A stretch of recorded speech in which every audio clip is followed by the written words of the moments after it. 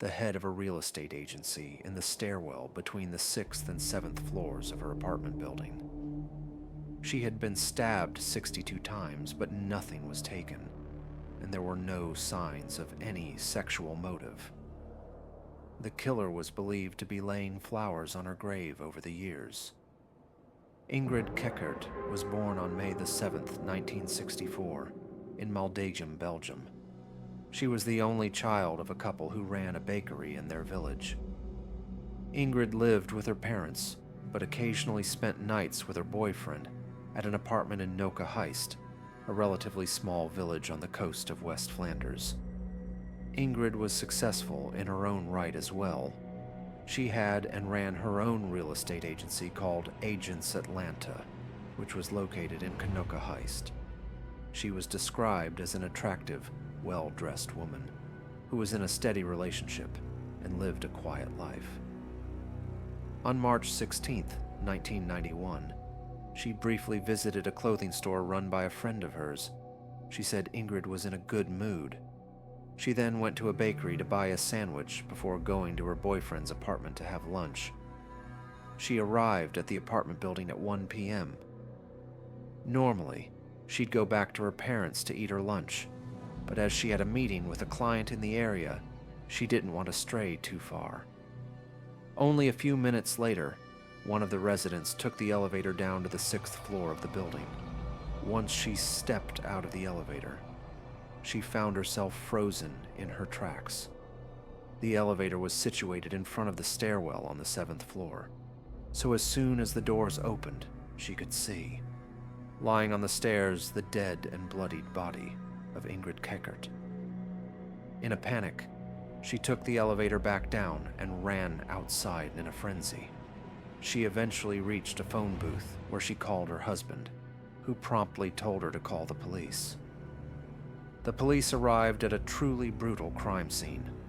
Blood was everywhere, stemming from the over 62 stab wounds that Ingrid had sustained. Based on the defensive wounds to her hands and arms, Ingrid likely put up some fierce resistance against her attacker, and based on the blood spatter, said attacker likely began stabbing her on the stairwell. Luckily, the killer had injured himself during the murder and left a blood trail of his own. He left a bloodied handprint on the glass door leading to the apartment and a 170-meter trail of blood on the street and sidewalk outside. Blood was also found on the 7th floor and the stairwell between the 7th and 8th. He likely heard the elevator opening and went upstairs to avoid being seen. Outside, the blood trail abruptly stopped. The police took that to mean the killer got in a car and fled the scene before the police could arrive. The police then caught what they believed to be their second lucky break. The apartment was in a highly populated and heavily trafficked location, and on that day in particular, there was a long line just outside the ATM, with the ATM in question being right next to the apartment. In fact, the line had yet to clear by the time the police arrived. The police asked all of those waiting in line about what they may have seen. Only one of them reported seeing anything suspicious, and that was a single blood stain on the sidewalk. The police then went to the exact area where the blood trail came to an end and asked those nearby if they saw anything suspicious or remembered which vehicle had been there. Many witnesses told police about a small red car poorly parked on that stretch of sidewalk. One witness, when put under hypnosis, narrowed it down to a Honda Civic. The police looked into all owners of a red Honda Civic in Belgium's West Flanders region, but it yielded no results. Nothing was stolen from Ingrid, nor was anything taken from her apartment. The police also found no signs of any sexual assault. Some did float the idea of fraud being the motive. Some real estate scams were going on in the area, involving the sales of fictitious land, which Ingrid was aware of and heavily against. Perhaps someone wanted to stop her from going to the police. However, the sheer brutality of the killing led police to believe she almost certainly knew her killer on a more personal level. With this in mind, the first suspect the police landed on was naturally Ingrid's boyfriend, who she went to see. The police weren't left suspecting him for very long. He had been in his apartment the entire time, which the various neighbors confirmed. He was, understandably, grief-stricken to hear that she had been viciously murdered mere feet from his home without his knowledge. With the most obvious suspect ruled out, the police now had to look into Ingrid's final weeks alive for answers. On February 14th, 1991, she received a Valentine's card from an anonymous sender. Ingrid knew the card wasn't from her boyfriend, but she still seemed to know the sender all the same. Upon reading it, she was said to have ripped it to shreds and was highly irritated upon seeing it. This happened in front of her mother, who told the police the story. This would not be the last Ingrid would hear from him. On March 2nd, she opened the trunk of her car and saw a note that somebody had left behind. The note was an anonymous letter somebody had written, declaring their love for her. 1 week later, on March 9th, another anonymous sender had a bouquet of purple carnations delivered to the real estate agency.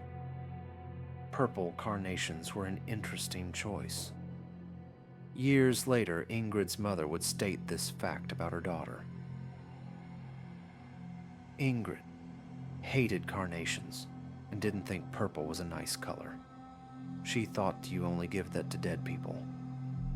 On March 13th, she was staying with her boyfriend when suddenly, somebody rang the doorbell to his apartment. Then a knock. The two weren't expecting any company, so her boyfriend got up and used the intercom to ask who was there. He was met with no reply, and whoever it was left shortly thereafter. Sadly, nobody else knew much about Ingrid's stalker, if anything at all, so they had no likeness or information to share with the public.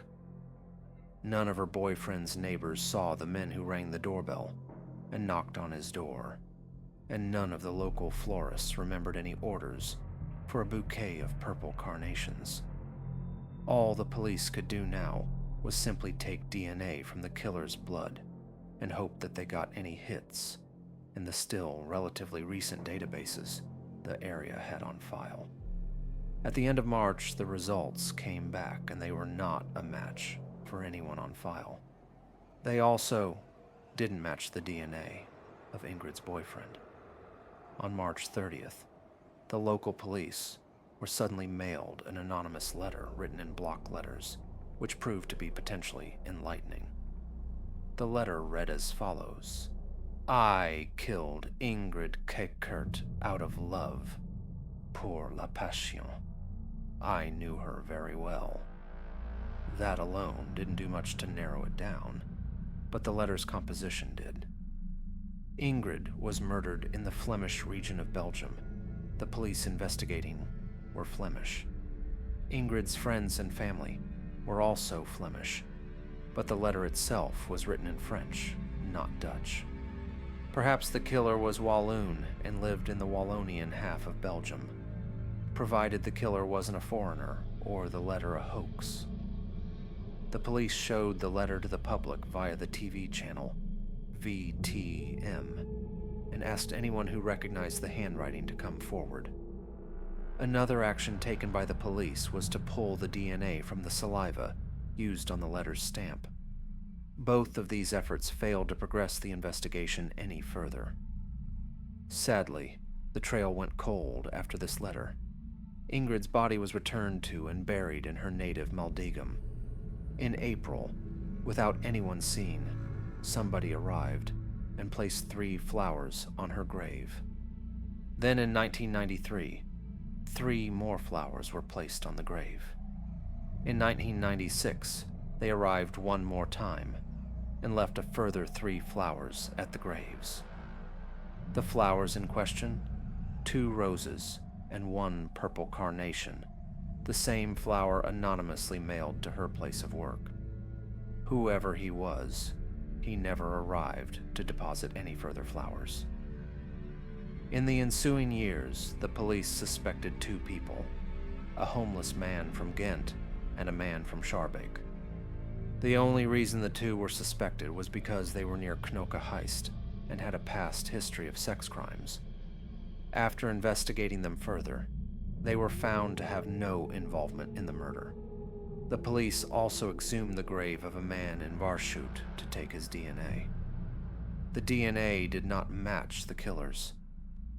Toward the end of 1997, the police made one more public appeal, and this time, someone did come forward. He recalled a memory of a bloody man near the apartment on the day of the murder. Based on his description, a composite sketch and distributed amongst the locals. Sadly, nobody remembered seeing it, and as it had been 6 years later, some doubts were raised as to how reliable the witness's memory was. In November 2002, the police issued another appeal to the public and showed everyone the letters once more.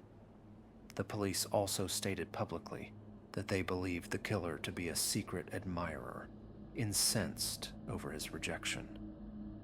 To quote the police chief himself, "Given the frenzy with which the murder was committed, we assume that Keckert was the victim of a rejected admirer.